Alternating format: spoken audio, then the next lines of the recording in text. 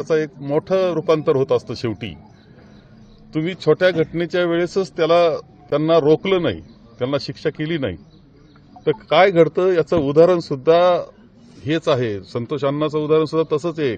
यापूर्वी छोट्या छोट्या घटना होत्या, त्यावेळेस FIR घेतले गेले नाही, त्यांच्याकडे दुर्लक्ष करण्यात आलं. मला तर असं ऐकलं की एखादा FIR करायचा असला, 86 नोंद करायची असली तरी ते पोलीस स्टेशन करत नाही. असं जर असेल तर शेवट मोठा वाईटच होणार आहे. तो वाईट होतो आणि तो महाराष्ट्रात होतोय असं म्हटलं तर वावगं ठरत नाही. कोणाचा दबाव आहे पोलीस स्टेशनला? असं धाक नाही कोणाचा, धाक असला, शासन म्हणून धाक असला पाहिजे. कोणाचा दबाव काय असेल तर ती शोध घेण्याची जबाबदारी राज्याच्या प्रमुखांची, त्यांनी तो शोध घेतला पाहिजे. आणि जो कोणी असेल, मास्टर माइंड असेल, कोणी ज्याचा पोलीस स्टेशनला दबाव ठेवत असेल, चुकीच्या पद्धतीला प्रवृत्तीला खतपाणी घालत असेल, तर कोणालाही त्यामध्ये सवलत नाही मिळाली पाहिजे, त्यांना शिक्षा झाली पाहिजे. राजकीय हस्तक्षेप हा विषय तुम्ही काढला, खरं तर तो केवळ बीड पुरता मर्यादित आहे का? म्हणजे आपण 40 वर्ष सार्वजनिक आयुष्यामध्ये लोकप्रतिनिधी म्हणून काम करताय, हा फक्त बीड जिल्ह्यामध्ये राजकीय नेत्यांचा हस्तक्षेप चालतो का? राज्याची परिस्थिती काय? असं आहे की इथं तर हे अतिरेक दिसलाय मला, खरं सांगतो तुम्हाला. काही जिल्ह्यांमध्ये तो असतो, काही सगळीकडे असतो, असं नाही म्हणता येणार. परंतु बीडमध्ये मला हा अतिरेक दिसलाय. हे जे घडलेलं आहे हे अतिरेक आहे, हे वाढत चाललेलं दिसतंय. हे लोन आहे, हे पांगत चाललेलं दिसते, ही लस पांगत चाललेली दिसते. आणि महाराष्ट्रात जाऊन पोहोचली तर फक्त गुंडांचंच राज्य शिल्लक राहणार आहे. आणि कुणीही राजकीय, शेवटी असा एक कायदा हा स्वतंत्र असतो. कुणी जो पोलीस अधिकारी असेल किंवा IAS ऑफिसर असतील, यांनी कायद्यानं चालायचं असतं. वेळ प्रसंगी असे अधिकारी असतात की ते मंत्र्यांना सुद्धा सांगतात, त्यांच्या खात्याच्या मंत्र्यांना, नाही हे चुकीचं आहे, हे कायद्याचं नाही, हे तर असं करता येणार नाही, असं म्हणणं हे शिकवलं असतं IPS अधिकाऱ्यांना, IAS अधिकाऱ्यांना.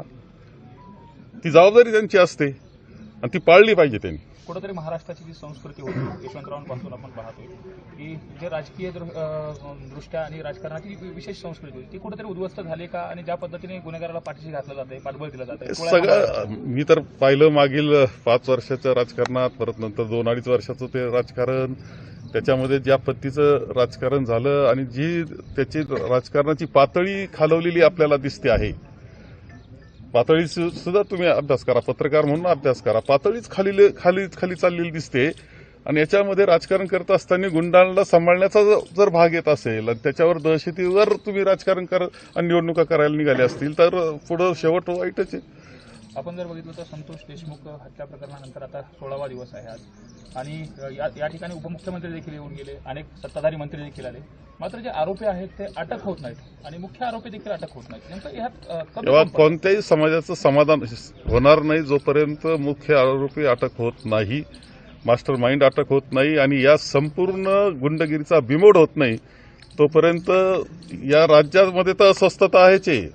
बीडमध्ये तर पूर्णपणे अस्वस्थता आहे. कुणी समाधानी होऊ शकत नाही या गुंडगिरीचा बिमोड झाल्याशिवाय, आणि ती जबाबदारी राज्य शासनाची आहे, त्यांनी ती पाळली पाहिजे. 28 तारखेला सर्वपक्षीय मोर्चा होतोय, काँग्रेसकडून कुठला मोर्चा? याला तुम्ही, मला वाटतं पक्षाचं, कसं, धर्माचं, जातीचं कोणतं बंधन नका ठेवू, मानवता एक ठेवा. याला याचे बंध घाल नका. सगळ्यांनी सामील झालं पाहिजे. आणि सभागृहामध्ये ते चित्र दिसलं आपल्याला का असं काही नाही याच्यामध्ये का पक्ष हे काय याचा संबंध? पक्ष मतांतर हे तर घटनेमध्ये सुद्धा आहेत.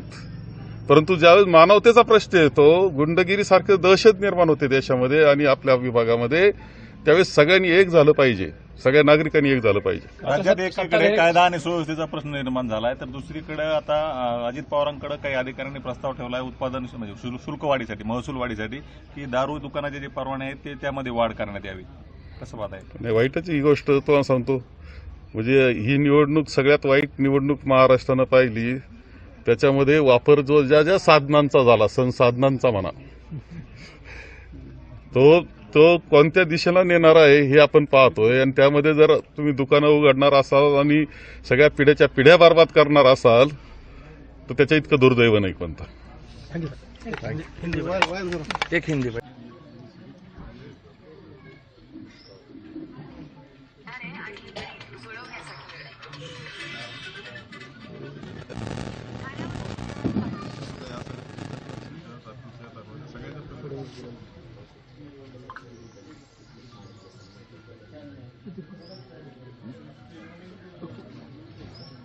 दहशत राहील.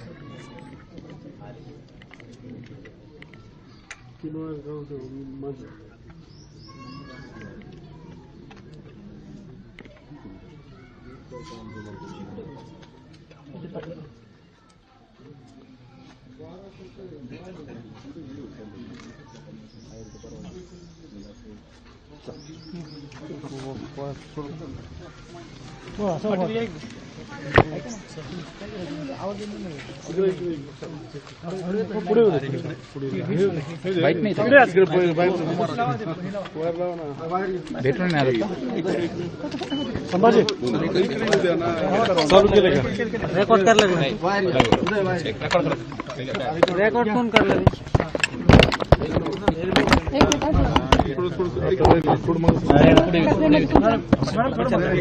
आम्हाला साईड होऊ द्या.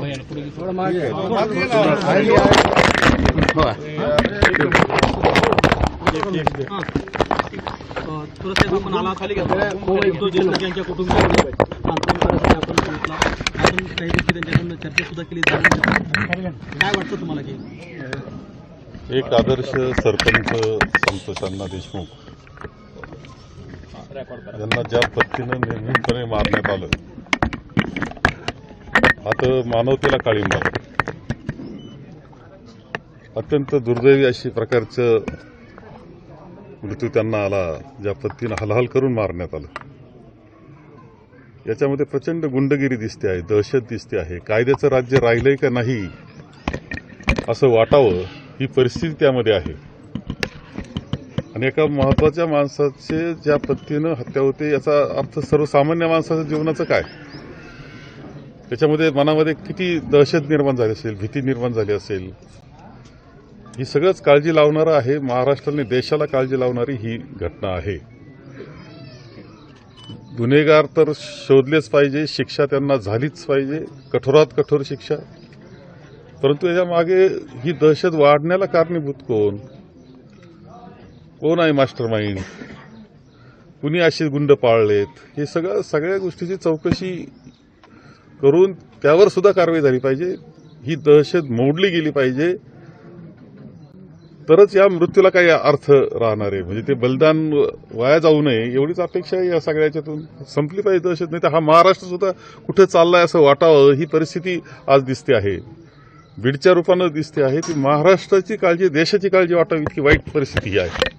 थोडं साहेब खरं तर या ठिकाणी हा प्रश्न विचारावा का नाही माहीत नाही, पण मनोज जरांगे पाटील यांनी एक प्रश्न उपस्थित केला आहे की राहुल गांधी हे परभणीमध्ये आले होते, मात्र परभणीहून त्यांना या ठिकाणी येण्यासाठी गाडी भेटली नसेल, गाडीला डिझेल भेटले नसेल असं त्यांचं मत होतं. त्या बाबतीत आम्ही कळवलेलं होतं, परंतु त्यांचे कार्यक्रम जे असतात ते काही दिवस अगोदर ठरतात. आम्ही कळवलं त्यावेळेस ते कार्यक्रम त्यांचे नियोजित झाले होते, परंतु आमच्या सगळ्यांना संवेदना त्या बाबतीतली आहे. असं काही त्याच्यात हे करण्याचं काही कारण नाही. आता का स्वतः अमितजी सुद्धा येऊन गेले, मी आज आलो, आणि अनेक लोक खरं म्हणजे तसं याच्यात पक्ष हा सुद्धा विचार बाजूला ठेवला. जात धर्म पक्ष याच्या पलीकडे मानवतेचा विचार हा आहे. याला कोणती अशी मर्यादा चौकट घालू नये या मताचा मी आहे. मात्र बीड जिल्ह्यासह परभणी आपण पाहतो, त्याचबरोबर कल्याणमध्ये देखील त्या पद्धतीची घटना समोर येते. हे कुठेतरी गुन्हेगारांच्या संदर्भामध्ये पोलीस पायबंद घालण्यात कमी पडत आहे का, गृहमंत्री कमी पडतात? कसं असतं याच्यात कायद्याचं राज्य हे शेवटी धाकावर चालतं आणि गुंडांना धाक असला पाहिजे आणि तो सुद्धा वेळेच घालावा लागतो. असं आहे की छोट्या छोट्या घटना घडत असतात, त्याचा एक मोठं रूपांतर होत असतं. शेवटी तुम्ही छोट्या घटनेच्या वेळेसच त्यांना रोखलं नाही, त्यांना शिक्षा केली नाही, तर काय घडतं याचं उदाहरण सुद्धा हेच आहे. संतोष अण्णाचं उदाहरण सुद्धा तसंच एक. यापूर्वी छोट्या छोट्या घटना होत्या, त्यावेळेस FIR घेतले गेले नाही, त्यांच्याकडे दुर्लक्ष करण्यात आलं. मला तर असं ऐकलं की एखादा FIR करायचं असलं, 80 नोंद करायची असली तरी ते पोलीस स्टेशन करत नाही. असं जर असेल तर शेवट मोठा वाईटच होणार आहे. तो वाईट होतो आणि तो महाराष्ट्रात होतोय असं म्हटलं तर वावगं ठरत नाही. कोणाचा दबाव आहे पोलीस स्टेशनला? असं धाक नाही कोणाचा, धाक असला, शासन म्हणून धाक असला पाहिजे. कोणाचा दबाव काय असेल तर ते शोध घेण्याची जबाबदारी राज्याच्या प्रमुखांची, त्यांनी तो शोध घेतला पाहिजे. आणि जो कोणी असेल मास्टर माइंड असेल, कोणी ज्याचा पोलीस स्टेशनला दबाव ठेवत असेल, चुकीच्या पद्धतीला प्रवृत्तीला खतपाणी घालत असेल, तर कोणालाही त्यामध्ये सवलत नाही मिळाली पाहिजे, त्यांना शिक्षा झाली पाहिजे. थोडंसं राजकीय हस्तक्षेप हा विषय तुम्ही काढला खरं तर तो केवळ बीड पुरता मर्यादा आहे का? म्हणजे आपण 40 वर्ष सार्वजनिक आयुष्यामध्ये लोकप्रतिनिधी म्हणून काम करताय, हा फक्त बीड जिल्ह्यामध्ये राजकीय नेत्यांचा हस्तक्षेप चालतो का? राज्याची परिस्थिती काय? असं आहे की इथं तर हे अतिरेक दिसलाय मला, खरं सांगतो तुम्हाला. काही जिल्ह्यांमध्ये तो असतो, काही सगळीकडे असतो, असं नाही म्हणता येणार. परंतु बीडमध्ये मला हा अतिरेक दिसलाय. हे जे घडलेलं आहे हे अतिरेक आहे, हे वाढत चाललेलं दिसतंय. हे लोन आहे, हे पांगत चाललेलं दिसते, ही लस पांगत चाललेली दिसते. आणि महाराष्ट्रात जाऊन पोहोचली तर फक्त गुंडांचंच राज्य शिल्लक राहणार आहे. आणि कुणीही राजकीय, शेवटी असा आहे, कायदा हा स्वतंत्र असतो. कुणी जो पोलीस अधिकारी असेल किंवा IAS ऑफिसर असतील, यांनी कायद्यानं चालायचं असतं. वेळ प्रसंगी असे अधिकारी असतात की ते मंत्र्यांना सुद्धा सांगतात, त्यांच्या खात्याच्या मंत्र्याला, नाही हे चुकीचं आहे, हे कायद्याचं नाही, हे तर असं करता येणार नाही असं म्हणणं, हे शिकवलं असतं IPS अधिकाऱ्यांना, IAS अधिकाऱ्यांना.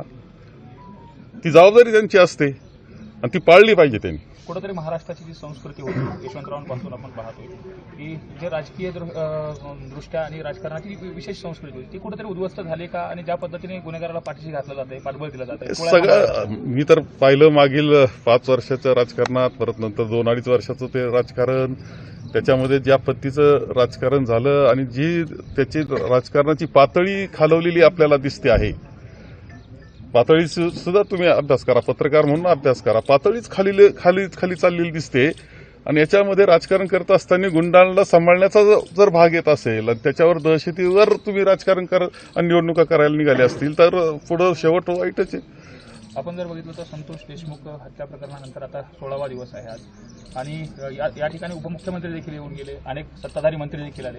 मात्र जे आरोपी आहेत ते अटक होत नाहीत आणि मुख्य आरोपी देखील अटक होत नाहीत. नेमकं यात तेव्हा कोणत्याही समाजाचं समाधान होणार नाही जोपर्यंत मुख्य आरोपी अटक होत नाही, मास्टर माइंड अटक होत नाही आणि या संपूर्ण गुंडगिरीचा बिमोड होत नाही, तोपर्यंत या राज्यामध्ये तर अस्वस्थता आहेच आहे.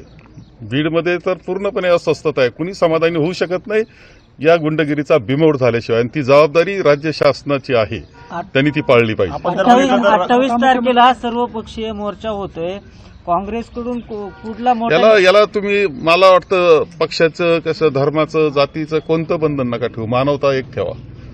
याला याचे बंध घाल नका. सगळ्यांनी सामील झालं पाहिजे.